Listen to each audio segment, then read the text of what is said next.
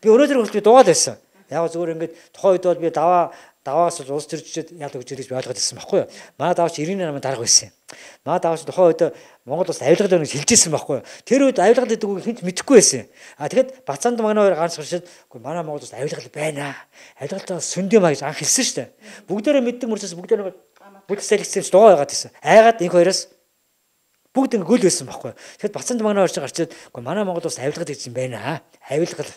Тэгэд энийг чинь бид нар устгахгүй бол яг бид нар ингэ сүнлээ гэж хэлсэн байхгүй. Тэнгүүд даваа тэр намд нисэж ороод тэд нар чинь ингэ тэмцээд ирсэн шүү дээ. Тэгээ би бодохдоо бол үгүй яг энэ давааг л одоо чангалахад бол яалаа гэж байгаа юм гээд би чимээгүй л одоо тий хамаатуулаад аваа хийж байгаа юм чи одоо яах вэ тэгэл одоо төр төмөрнөртэй юм чи би яах юм.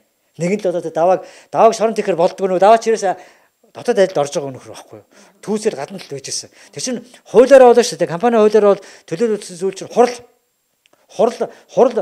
байсан хүн чинь бисаа хэллээ шүү дээ. Хурал байсан хүн чинь хуулийн хариуц хүлээдэг байхгүй юу. Ямар хэн хуулийн хариуц хүлээдэг гэж компани гүйц хариуц хүлээдэг.